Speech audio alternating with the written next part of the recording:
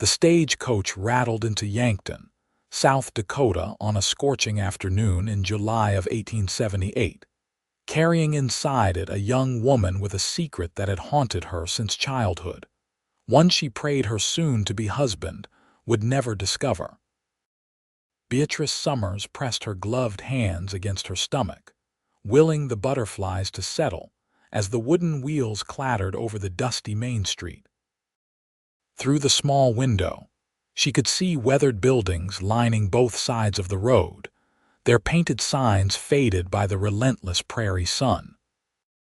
Men in dusty hats paused their conversations to watch the stage pass, while women in calico dresses carried baskets and minded children who chased each other between the buildings. She had traveled nearly 1,000 miles from Philadelphia, leaving behind everything she had ever known. Her parents had passed 2 years prior within months of each other, first her father from pneumonia, then her mother from what the doctor called a broken heart.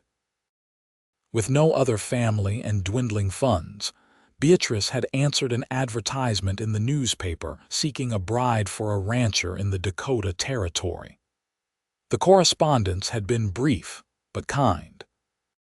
Thomas Peterson had written about his cattle ranch outside Yankton, his need for a wife to share his life, and his promise to provide a good home.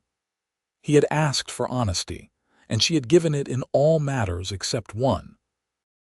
The stagecoach lurched to a halt outside the depot, and Beatrice took a deep breath. The driver opened the door, extending a weathered hand to help her down.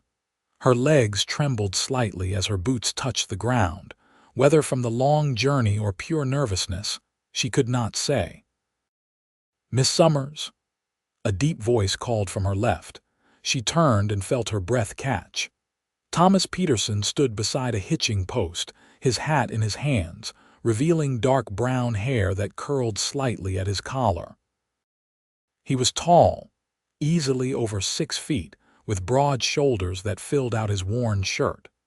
His face was tanned and angular, with lines around his eyes that suggested he spent most of his time outdoors. But it was his eyes that struck her most, a warm hazel that regarded her with a mixture of hope and uncertainty. "Mr. Peterson," she replied, her voice steadier than she felt. He moved toward her, and she noticed a slight hitch in his gait, barely perceptible. "I hope the journey was not too difficult," he said, stopping a respectful distance away. "I know it is a long way from Philadelphia."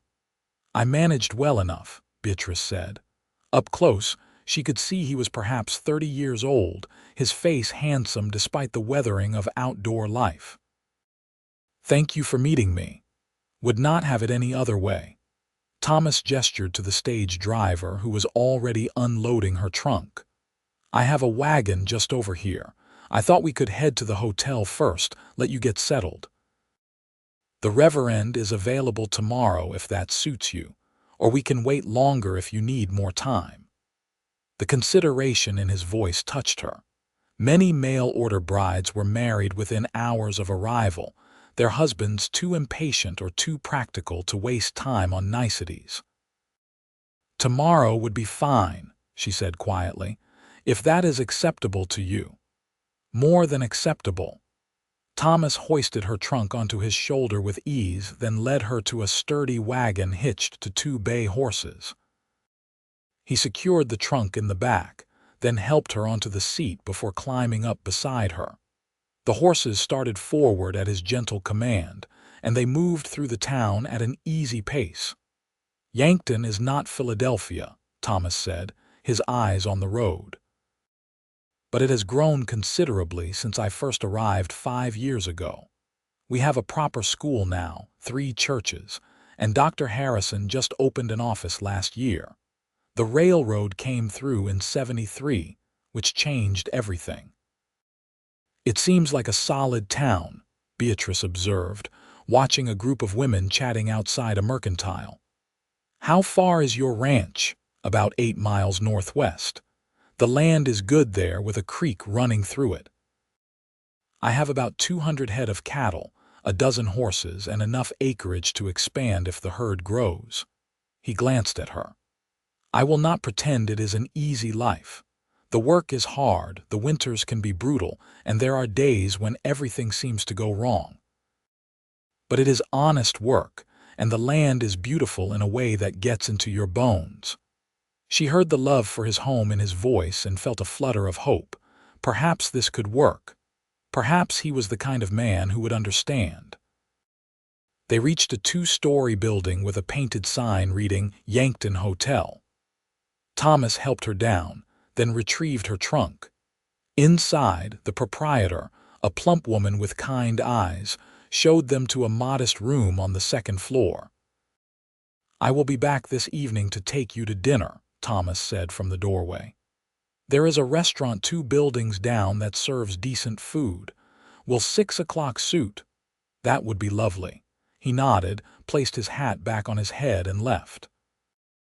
Beatrice stood in the center of the small room, listening to his footsteps fade down the hallway, then sat heavily on the bed. She pulled off her gloves and stared at her hands. They looked normal enough, slender fingers, neat nails. It was her feet that carried the burden of difference. She had been born with 6 toes on each foot. The extra digits were fully formed, complete with bones and nails, positioned on the outside edge of each foot. Her mother had wept when she first saw them, convinced it was some sort of curse. Her father had been more practical, consulting doctors who all said the same thing. It was simply a variation of nature, not uncommon, and nothing to be done about it unless it caused pain or difficulty walking. It did neither, but it made her different in a society that prized conformity. Growing up, she had learned to hide her feet. She wore shoes that were specially made, slightly wider than normal. She never went barefoot, even at home. She declined invitations to go wading in streams or walking on beaches. The few times other children had discovered her secret, the teasing had been merciless.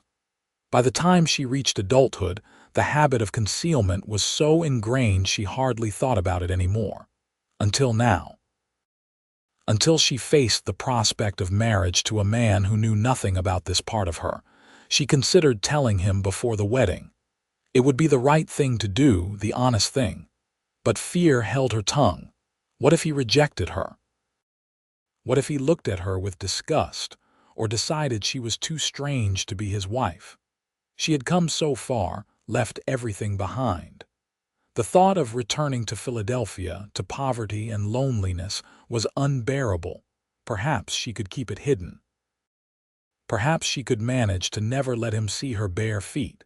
It seemed impossible, but desperation made people consider impossible things. A knock on the door at 6 o'clock startled her from her anxious thoughts. She had changed into her better dress, a deep blue cotton that had been her mother's, taken in to fit her smaller frame. She opened the door to find Thomas freshly washed, his hair still damp, wearing a clean shirt and vest. "You look lovely," he said simply, and the sincerity in his voice made her cheeks warm. They walked to the restaurant together, and he held the door open for her. Inside, several tables were occupied by townspeople who regarded them with open curiosity. Thomas led her to a corner table, and they sat across from each other. "I imagine everyone is wondering about me," Beatrice said, unfolding her napkin. "Yankton is a small town," Thomas admitted. "News travels fast, and a mail-order bride is always a topic of interest. But they are good people, mostly. They will welcome you once they get to know you." A server came and took their orders. After she left, Thomas folded his hands on the table and met Beatrice's eyes. "I want you to know," he said carefully, "that I understand this is not an ordinary situation.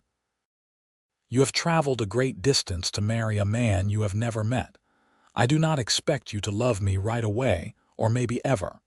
But I hope we can build a good partnership, a friendship at least. I will work hard to be a good husband to you." The sincerity in his voice made her throat tighten. "I will work to be a good wife," she replied softly. I know how to cook and sew and manage a household. I am not afraid of hard work." "I am sure you are not." He paused, seemed to struggle with something, then said, "I should tell you something about myself. Something I did not mention in my letters." Her heart jumped. Was he about to reveal some terrible secret? A past wife? Criminal history?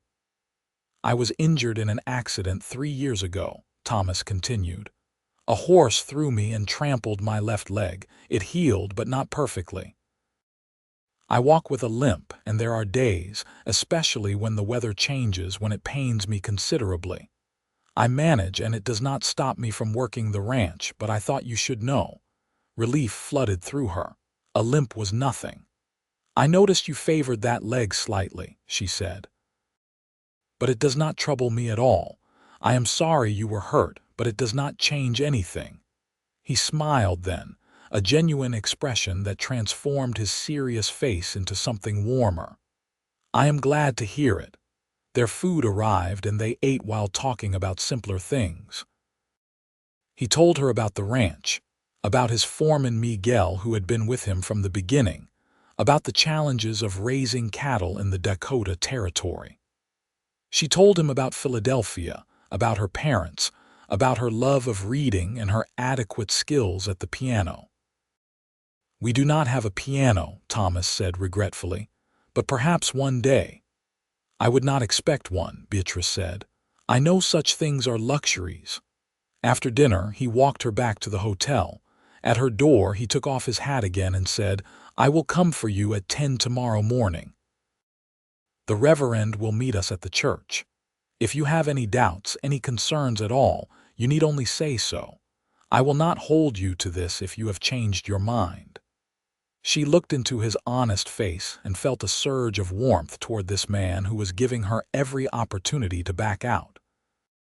"I have not changed my mind," she said.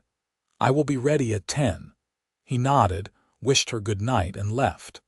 Beatrice entered her room and closed the door, leaning against it. She should tell him.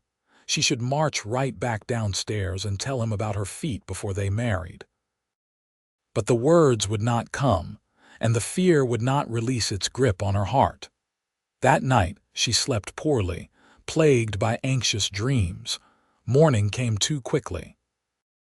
Beatrice rose and washed, then dressed in her best gown, a cream-colored dress with pearl buttons that had been her wedding trousseau, sewn with the hope of a marriage that had never materialized back in Philadelphia. She pinned up her auburn hair, tucking in the loose curls that always managed to escape. She pulled on her specially made shoes, lacing them tightly, then her stockings and undergarments, each layer another barrier between her secret and the world. Thomas arrived promptly at 10, dressed in a dark suit that looked slightly uncomfortable on his rangy frame. His hair was neatly combed, his face freshly shaven. He offered his arm, and they walked together to the church, a white-painted building with a simple cross on its steeple. Reverend Matthews waited inside, a portly man with thinning hair and a kind smile. 2 witnesses were present, townspeople Thomas knew who had agreed to stand for them. The ceremony was brief and simple. Beatrice spoke her vows in a clear voice, promising to love, honor, and cherish. Thomas spoke his with equal clarity, slipping a simple gold band onto her finger. When the Reverend pronounced them husband and wife, Thomas leaned in and pressed a chaste kiss to her lips, so quick and gentle she barely felt it. They signed the necessary papers, thanked the Reverend and the witnesses, and walked back out into the bright sunshine as man and wife. "I thought we could have lunch before we head to the ranch," Thomas said. "Give you a chance to see more of the town." They ate at the same restaurant as the night before, and this time several people stopped by their table to offer congratulations and welcome Beatrice to Yankton. The women were particularly interested, asking about her journey and offering advice about surviving the Dakota winters. She found their warmth genuine, and it eased some of her anxiety. After lunch, Thomas helped her into the wagon, now loaded with her trunk and several parcels of supplies he had purchased that morning. They headed northwest out of Yankton, following a rutted road across the rolling prairie. The land stretched endlessly in all directions, covered in summer grass that rippled like waves in the constant wind. The sky was impossibly vast, unmarred by a single cloud. "It is so open," Beatrice said, awed despite her nervousness. "Takes some getting used to," Thomas agreed. "Some people find it frightening, all this space, but I find it peaceful." They talked as they traveled, the conversation coming easier now. He pointed out landmarks, told her about his neighbors who lived miles away but were considered close by prairie standards. She asked questions about ranching, genuinely interested in understanding this new life.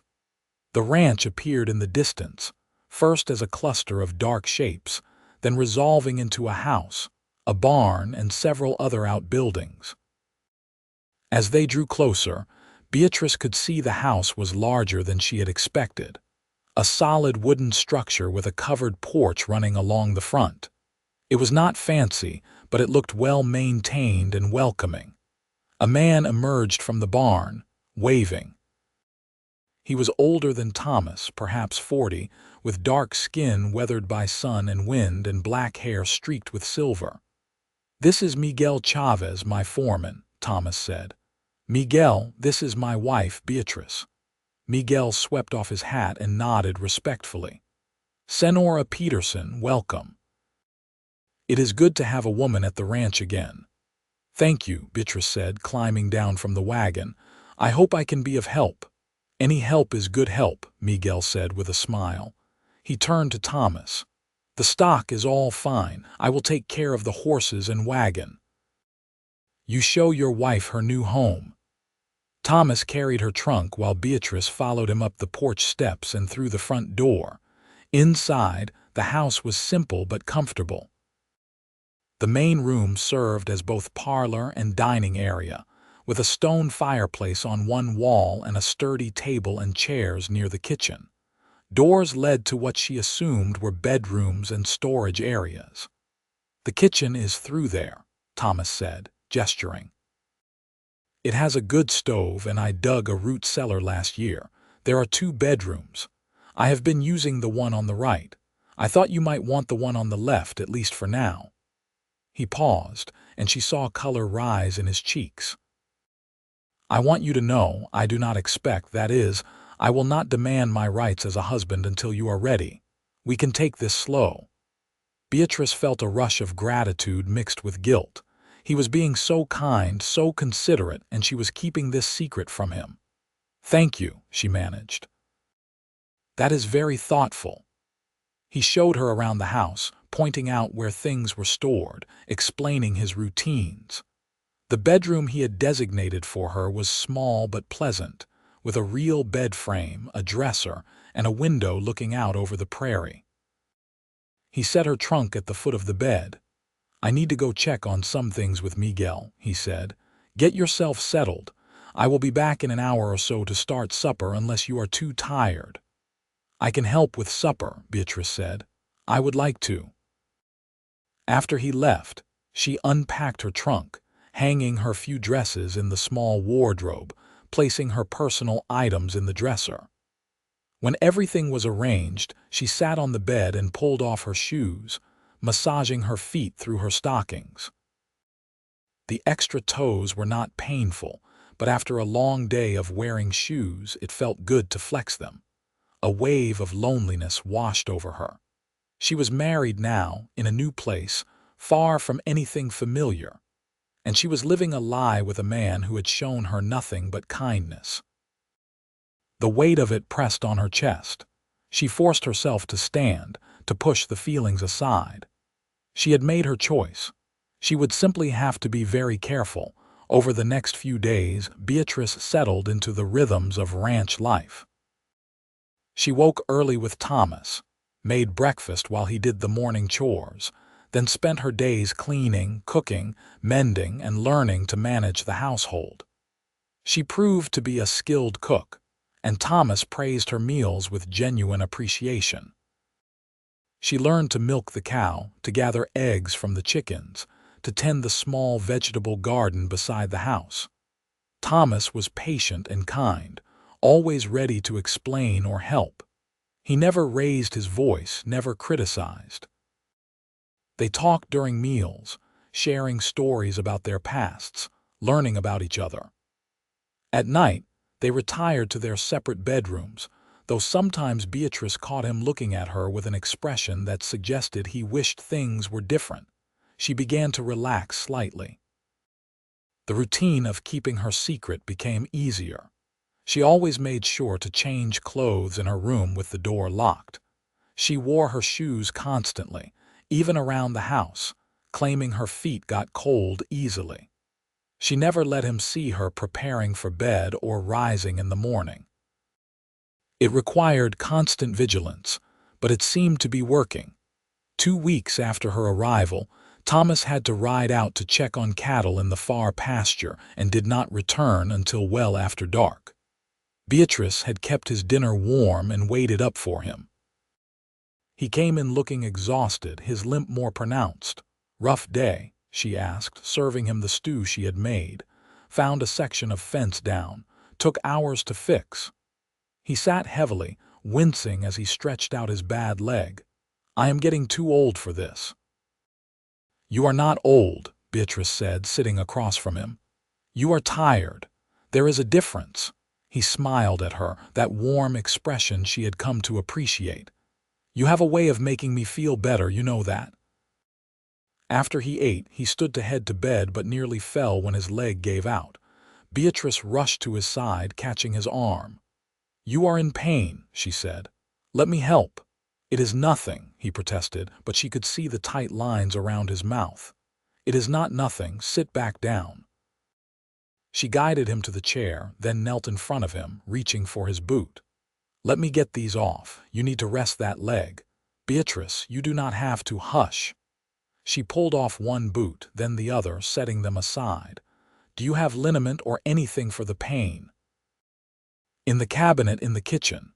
She fetched it and returned, rolling up his pant leg. The scars from his injury were visible, thick and ropey, running up his calf. She gently massaged the liniment into the damaged muscle, her touch careful. Thomas closed his eyes, his shoulders gradually relaxing. "That helps," he murmured.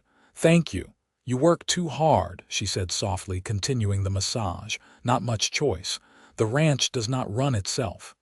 Maybe you should hire more help, maybe." He opened his eyes and looked down at her, kneeling at his feet. "You are a good woman, Beatrice. I am grateful you came here." She met his gaze and felt something shift inside her. Over the past weeks, her feelings toward him had been changing. What had started as cautious respect had deepened into genuine affection. She admired his work ethic, his kindness, his quiet strength. She had begun to look forward to their conversations, to the sound of his voice, to his rare smiles. The guilt over her secret gnawed at her constantly now, made worse by his continued decency. "I am grateful too," she whispered. Something in her voice, or perhaps in her eyes, made his expression change. He reached down and cupped her cheek with his calloused hand. "Beatrice," he said, his voice rough. She leaned into his touch, her heart pounding. He stood, drawing her up with him, and then his arms were around her and he was kissing her. Not the chaste peck from their wedding, but a real kiss, deep and searching. She responded without thinking, her arms going around his neck, her body pressing against his. When they finally broke apart, both breathing hard, Thomas rested his forehead against hers. "I want you to be truly my wife," he said, "but only if you want that too." "I do," Beatrice said, and realized it was true. She wanted him, wanted this marriage to be real in every way. But the fear rose up again, choking her. He would see, he would know. "But not tonight. You are exhausted and hurting. Let us wait for a better time." Disappointment flickered across his face, but he nodded. "You are right. I am dead on my feet." He kissed her forehead gently. "But soon." Soon, she promised. Over the next week, the tension between them built. Every touch lingered. Every glance held meaning. Beatrice knew she could not put him off much longer, and part of her did not want to. She wanted to be close to him, to share that intimacy, but the fear paralyzed her. One evening, after a particularly charged dinner where they had barely been able to keep their eyes off each other, Thomas stood and extended his hand to her. "Come with me," he said. She took his hand, her pulse racing. He led her to his bedroom, and she did not resist. Inside, he lit the lamp on the bedside table, then turned to her, his eyes dark with desire. "I cannot wait any more," he said, his voice strained. "I want you, Beatrice. I need you." "I want you too," she whispered, and it was true, but terror gripped her heart. She thought frantically. Perhaps she could keep her stockings on. Perhaps in the dimness he would not notice. Perhaps his hands were on the buttons of her dress, and she helped him, her fingers trembling. He kissed her neck, her shoulders, as more clothing fell away. She was down to her chemise and stockings when she froze. "What is wrong?" Thomas asked immediately, sensing her tension. "I need to tell you something," she blurted out, unable to bear it anymore. "Before we do this, I need to tell you." He stepped back, his expression concerned. "What is it?" "Are you hurt? Did someone hurt you before?" "No, nothing like that." She wrapped her arms around herself, shaking. "I should have told you before we married. I tried to, but I was afraid. I am still afraid, but I cannot lie to you anymore. Beatrice, you are frightening me. What is it?" She took a shuddering breath. "I was born different. My feet are not like other people's feet. I have 6 toes on each foot instead of 5. The extra toes are fully formed and visible. They are not painful or harmful, just different. But people have always reacted badly when they found out. I have been hiding it from you, and I am so sorry. I am sorry I was not honest from the beginning." She could not bring herself to look at him, could not bear to see the disgust or rejection in his eyes. The silence stretched out, agonizing. She waited for him to tell her to leave, to demand she return to Philadelphia, to call her a freak. "That is it," Thomas said finally. "That is what has had you so terrified." She looked up, startled. His expression was not disgusted. If anything, he looked relieved. "That is not nothing," she said. "I am deformed." "You are not deformed," he said firmly. "You are different, as you said, but different is not bad. Most people do not see it that way." "I am not most people." He moved closer to her, taking her hands. "Beatrice, I have scars all over my leg. I limp. There are days I can barely walk. You think I do not understand what it is like to have a body that is not perfect. That is different," she protested. "You were injured. You did not choose that. And you did not choose to be born with 6 toes. It is the same." He squeezed her hands. "Show me." "What?" "Show me your feet. Let me see what has you so frightened." She hesitated, then slowly bent down and rolled off her stockings. She stood straight again, her bare feet on the wooden floor, her heart hammering so hard she thought it might burst from her chest. Thomas knelt in front of her, just as she had knelt before him, to massage his leg.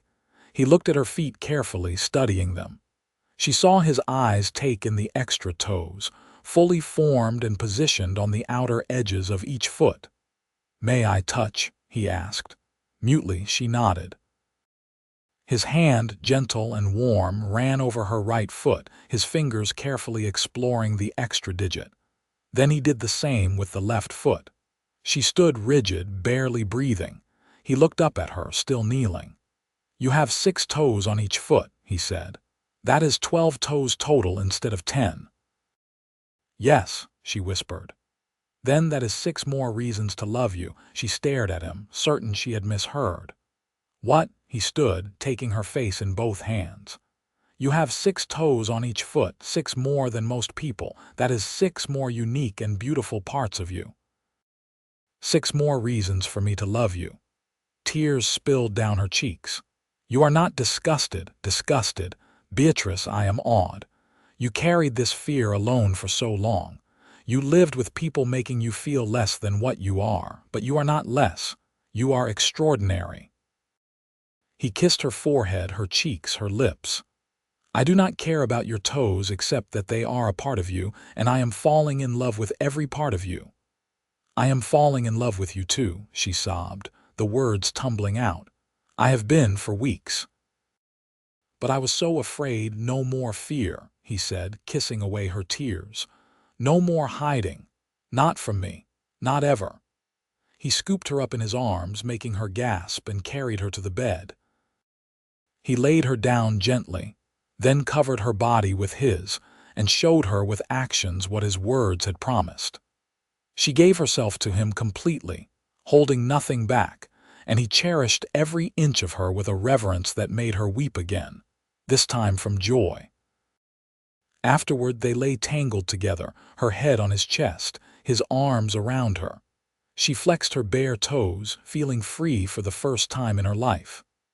I cannot believe you are not bothered by them, she murmured. I cannot believe you thought I would be, he replied, running his fingers through her hair. Beatrice, I have seen terrible things. I have seen men kill each other over a card game. I have seen children starve because a crop failed. Your extra toes do not even register as something to worry about.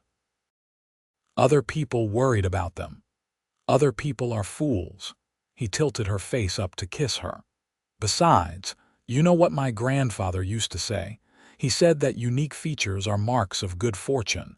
He would have said your 6 toes mean you are especially blessed. She smiled against his chest. I like your grandfather.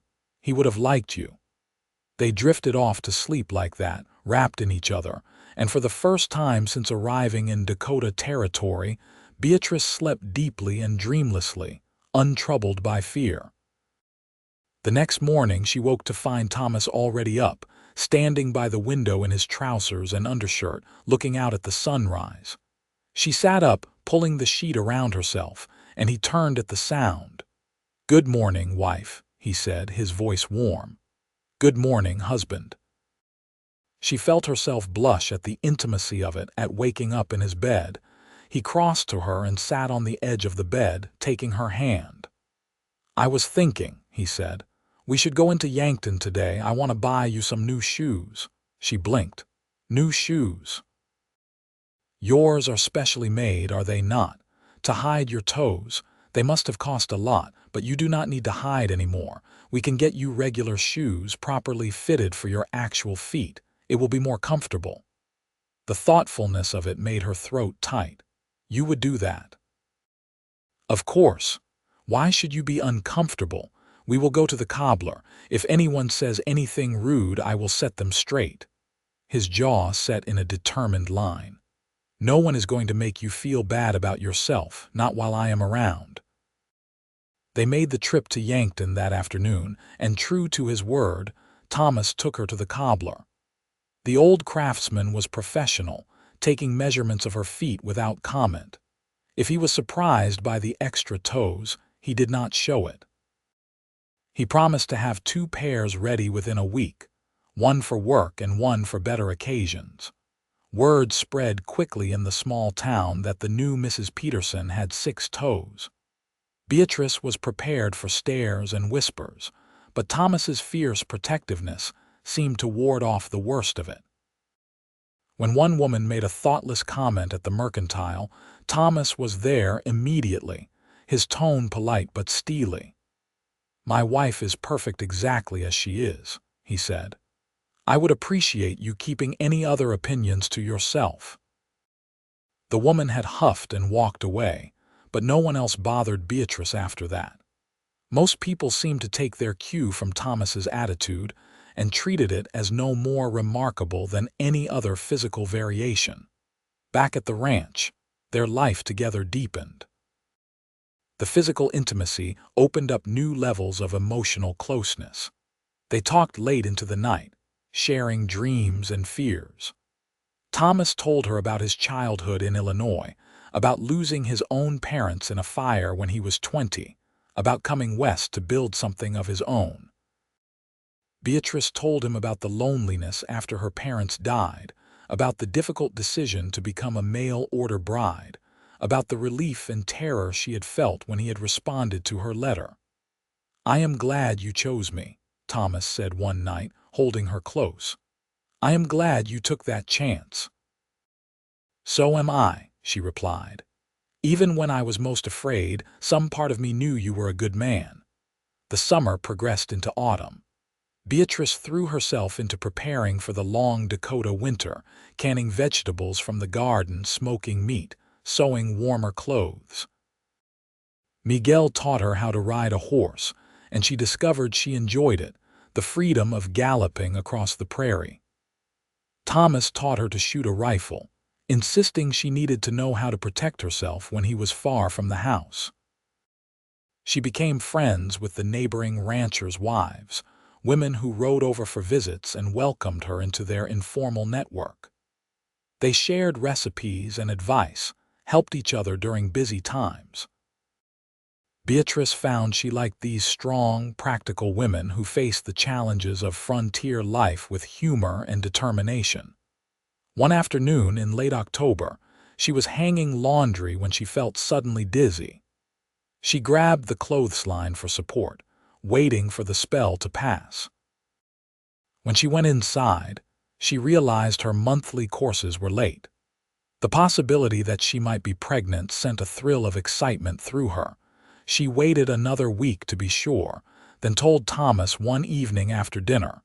His face transformed with joy.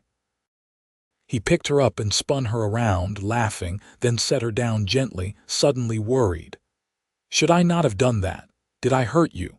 "I am fine," she said, laughing at his concern. "Women have babies all the time, Thomas. I am not fragile." "You are carrying my child," he said, wonder in his voice. He knelt and pressed his face to her still flat stomach. "Our child."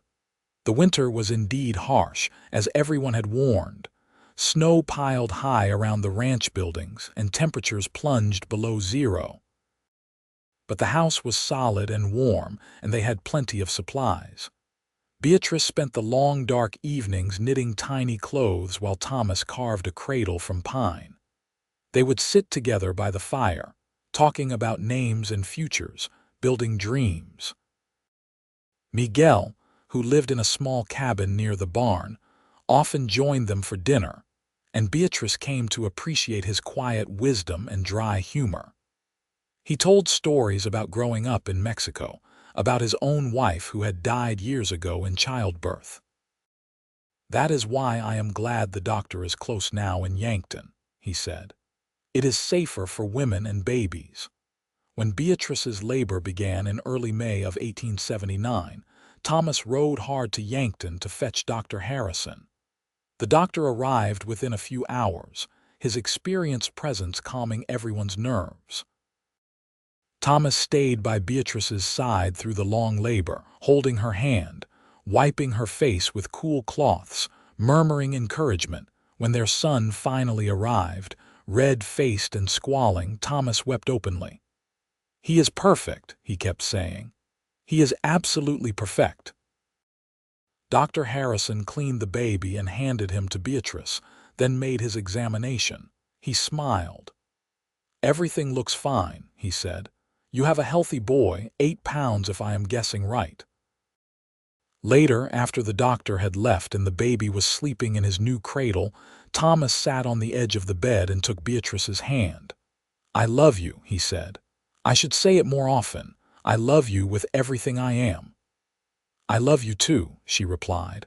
"I cannot imagine my life without you now." They named the baby Theodore, after Thomas's father. As Theo grew, they discovered he had his mother's auburn hair and his father's hazel eyes. And when he learned to walk, pulling himself up on furniture and toddling around the house, they discovered he had 5 toes on each foot, perfectly normal. "Do you mind?" Beatrice asked Thomas one day, watching Theo play on the floor.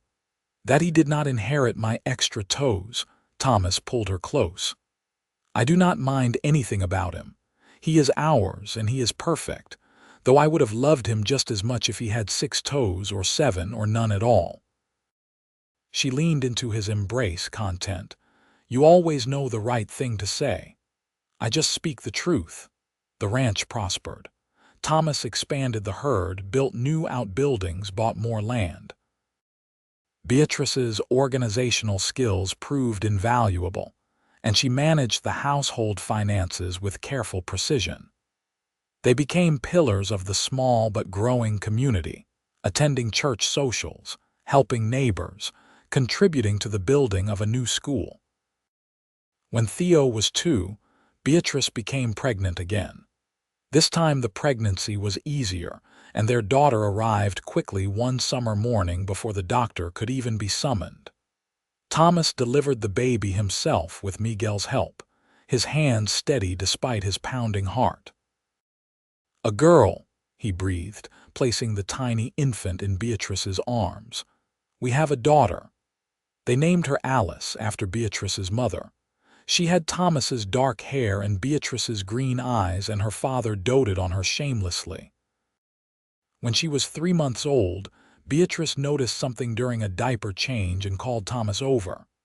"Look," she said softly, touching the baby's tiny foot. Alice had 6 toes on her left foot, 5 on her right. The single extra toe was a perfect match to Beatrice's. Thomas looked at his wife, saw the question in her eyes. He picked up his daughter, kissing the foot with the extra toe. "One more reason to love her," he said firmly, as if we needed more reasons. Beatrice felt tears sting her eyes. "You are a remarkable man, Thomas Peterson." "I just love my family," he said simply. All their toes included. As the children grew, Thomas and Beatrice made sure they understood that differences were nothing to be ashamed of. They taught Theo to be proud of his sister, to defend her if anyone said unkind things.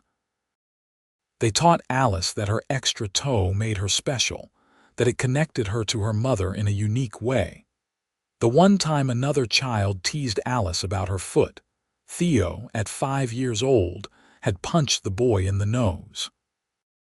When Thomas sat him down to explain that violence was not the answer, Theo had been unrepentant. He called Alice a freak, Theo said, his little face set stubbornly. "Nobody calls my sister names." Thomas had hidden his smile and explained about using words instead of fists, but later he told Beatrice, "I am proud of him for defending her. We will work on his method, but his heart is in the right place." The years flowed past like the creek that ran through their land. They added on to the house, building more bedrooms.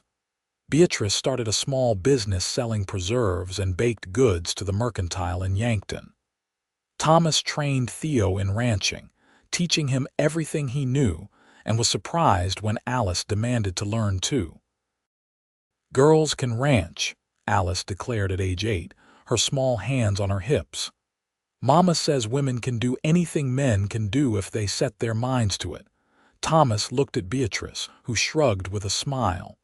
"I may have said something like that." So Alice learned alongside her brother, and proved to have a natural gift with horses. By the time she was 12, she could ride better than most grown men and had a way of calming even the most skittish animals.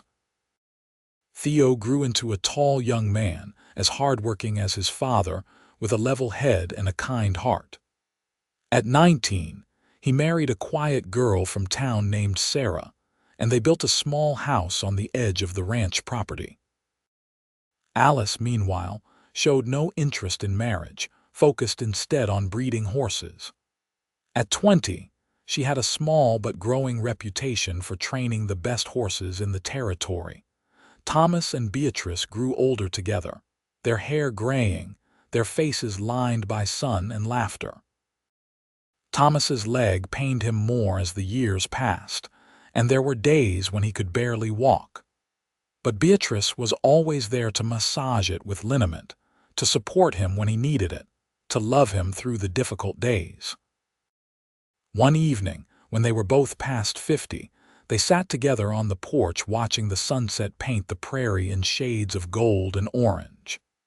Their grandchildren, Theo and Sarah's 3 children, played in the yard while Alice shouted instructions at a young horse in the corral. "Do you ever regret it?" Beatrice asked suddenly. "Marrying me sight unseen, taking a chance on a mail-order bride." Thomas took her hand, his weathered fingers lacing through hers. "Not for one single second," he said. "You are the best decision I ever made, even with my strange feet." He laughed, the sound warm and familiar. "Especially with your strange feet. Those 6 extra toes brought me the love of my life. How could I regret that?" She leaned her head on his shoulder, watching the sun sink lower. "I was so afraid when I came here. Afraid you would reject me, afraid I would hate this life, afraid of everything. And now I cannot imagine being anywhere else. This ranch, this life, our family, it is everything I never knew I wanted." He kissed the top of her head. "You know what I think? I think those extra toes of yours are a blessing. They brought you to me. They taught our children about acceptance and love. They are a visible reminder that being different is not something to hide, but something to celebrate. You have always had a way of making me feel beautiful," she murmured. "That is because you are beautiful, inside and out, every part of you." They sat in comfortable silence as the stars began to emerge in the darkening sky. Somewhere in the house, dinner was cooking. Their son was walking up from the fields. Their daughter was laughing at something one of the horses did. Their grandchildren were shrieking with joy as they chased fireflies. It was an ordinary evening on an ordinary ranch in the Dakota Territory. But for Beatrice and Thomas Peterson, it was extraordinary. It was the life they had built together, one day at a time, founded on acceptance, strengthened by love, and made perfect by all its imperfections. Years continued to pass. The ranch changed with the times as the frontier gradually became more settled. The town of Yankton grew from a rough frontier outpost into a proper city with paved streets and electric lights. The wild days of the West were fading, replaced by order and civilization. Thomas eventually handed over most of the ranch operations to Theo, though he still rode out when his leg allowed, unable to fully give up the work he loved. Beatrice continued to manage the household and her preserves business, which had grown beyond what she ever imagined. Her jams and jellies were shipped throughout the territory and beyond. Alice never did marry, but she was happy running her horse breeding operation. She had a gift with animals that was almost supernatural, and people came from hundreds of miles to buy horses trained by Alice Peterson. She lived in a small house on the property, close to her parents and brother, and seemed completely content with her life. On their 30th wedding anniversary, Thomas surprised Beatrice with a gift. He had commissioned a painter from back east to create a family portrait. They all gathered in their best clothes, 3 generations of Petersons, and the painter carefully captured them. Beatrice was moved to see that he had painted Alice barefoot, all 6 toes on her left foot clearly visible, a choice Alice had insisted upon. "I am not hiding," Alice had told the painter firmly. "This is who I am."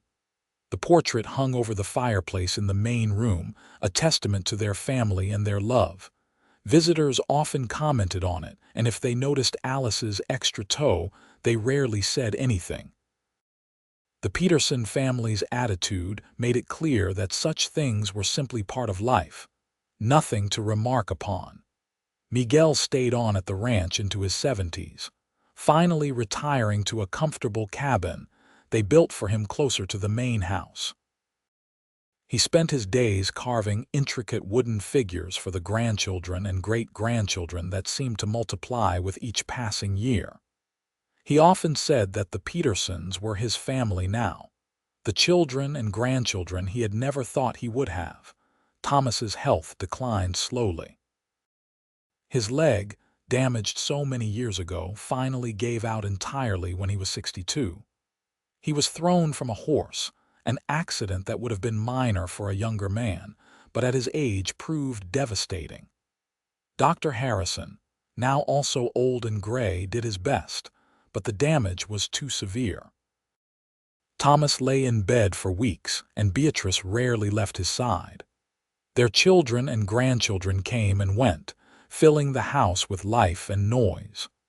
Thomas seemed content, holding Beatrice's hand, listening to the sounds of his family around him.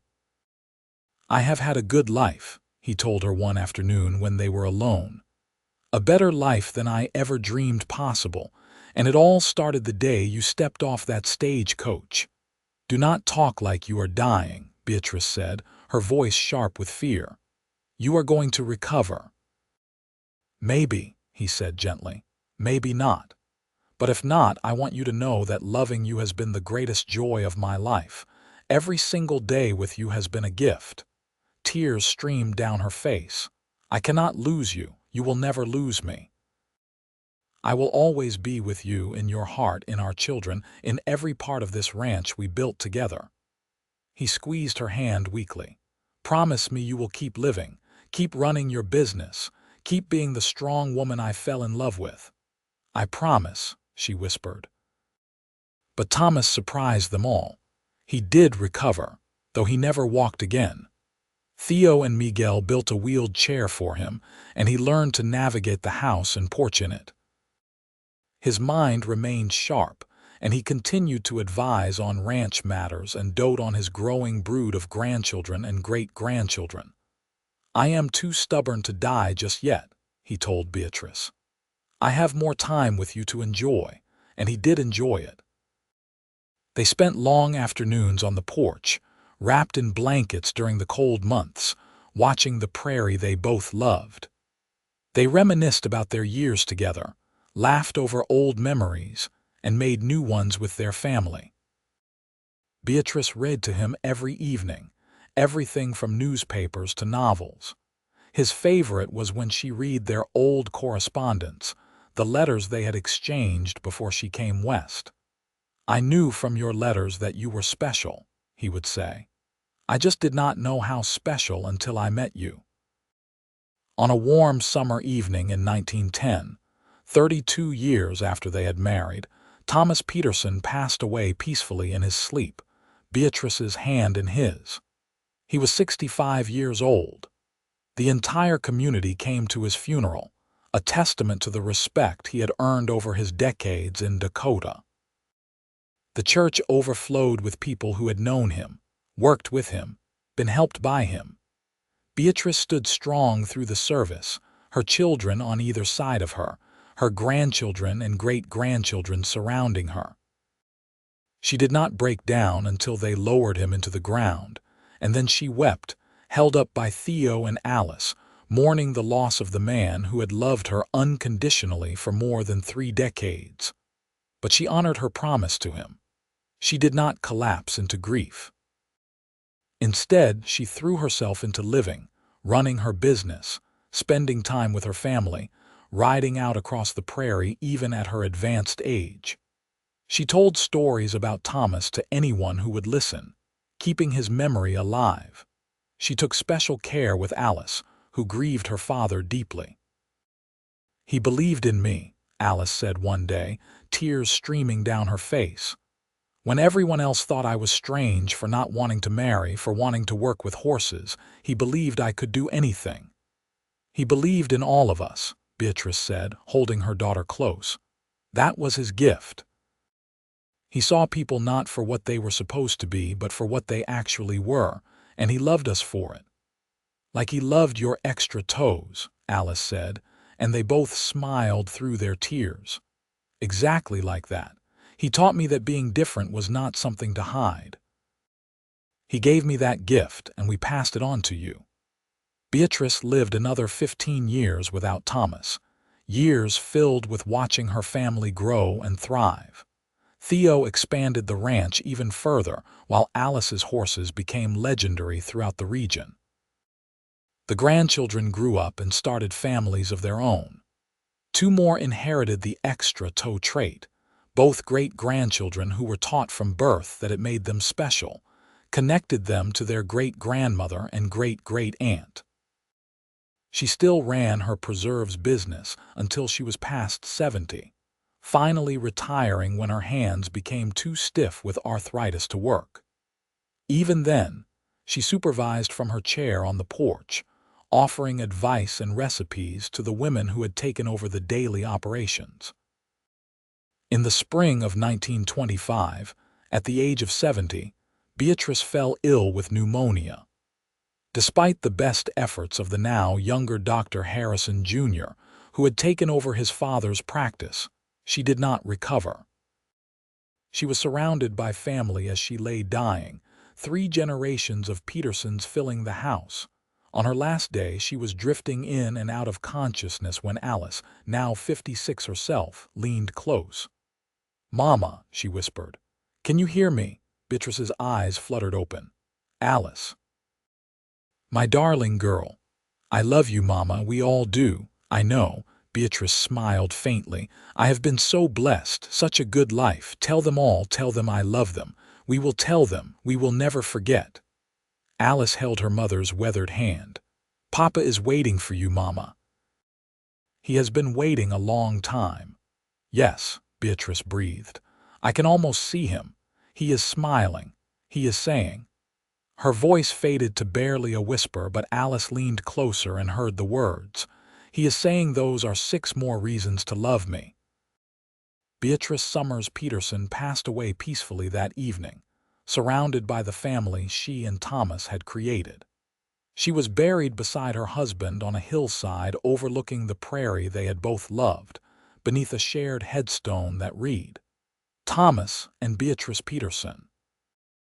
Together in life, together in eternity." The funeral was even larger than Thomas's had been. The community had grown enormously over the decades, and everyone knew the Peterson family. Stories were told about Thomas and Beatrice, about their love story, about how he had cherished every part of her, even the parts others had called strange. The younger generations learned, or were reminded of the lesson their lives had taught, that true love accepts all, that differences make us special rather than strange, and that kindness and acceptance can build something that lasts far beyond one lifetime. The ranch continued under Theo's management and eventually passed to his children and grandchildren. Alice's horse breeding operation became one of the most successful in the entire state. The preserves business continued for decades, still using Beatrice's original recipes. But more than the business or the land, what lasted was the lesson of their love. In the Peterson family, for generations to come, anyone born with extra toes or any other variation was celebrated rather than hidden. They were told the story of their great-great-great-grandmother who had been so afraid, and their great-great-great-grandfather who had said those immortal words, "That's 6 more reasons to love you." The portrait still hung over the fireplace in the main house, carefully preserved, showing 3 generations of Petersons with Alice's 6-toed foot prominently displayed. Visitors still remarked on it, and family members still told the story with pride. Decades after Beatrice's death, one of her great-great-great-granddaughters, born with 6 toes on both feet just like her ancestor, stood before that portrait. She was young, maybe 20, visiting from California where she now lived. She traced the painted foot with one finger and asked her grandfather, Theo's son, about the story. He told it all, from the stagecoach arrival to Thomas's acceptance to the decades of love that followed. "The point is," he concluded, "that great-great-grandpa Thomas saw what mattered. He saw a good woman who loved him, who worked hard, who was kind and smart and brave. The extra toes were just another part of her, no more important than the color of her hair. And he taught us all to see people that way, to look at what truly matters." The young woman nodded, tears in her eyes. "I've always hidden my feet," she admitted. "Even now, in the 1970s, people think it's weird." "Then maybe it's time to stop hiding," her grandfather said gently. Your feet connect you to an amazing woman and an amazing love story. They're nothing to be ashamed of. She looked at the portrait again, at Alice's visible toes, at the pride in the painted faces. "You're right," she said softly. "Thank you for telling me." And so the lesson continued, passed down through the generations. A reminder that love accepts all, that differences should be celebrated, and that the right person will see not your flaws but simply more reasons to love you. The Peterson Ranch still stands today, no longer a working cattle operation but preserved as a historical site. The house has been maintained by the family, still owned by descendants of Thomas and Beatrice. Visitors can tour the rooms where they lived, see the portrait over the fireplace, read the letters exchanged between a nervous mail-order bride and a lonely rancher, and learn the story of 6 more reasons to love.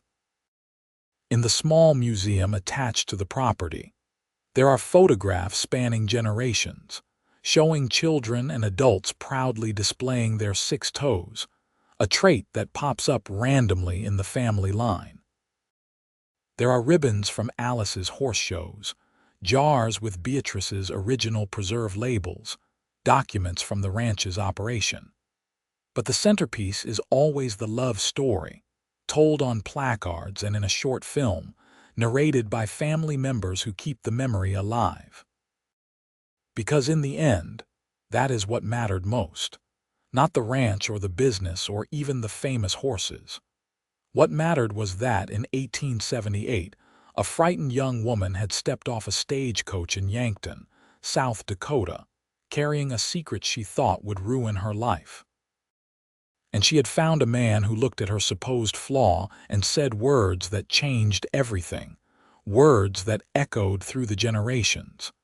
"That's 6 more reasons to love you." That moment, that acceptance, that love had created something that lasted far beyond one lifetime. It created a family built on the bedrock of unconditional acceptance, a legacy of seeing people for who they truly are rather than how they appear to be, a tradition of celebrating differences rather than hiding them. And somewhere, in whatever comes after this life, Thomas and Beatrice Peterson are together still, walking the endless prairie of eternity, her hand in his, all her toes exactly as they should be, exactly as he loved them, 6 more reasons among the infinite reasons they would love each other forever.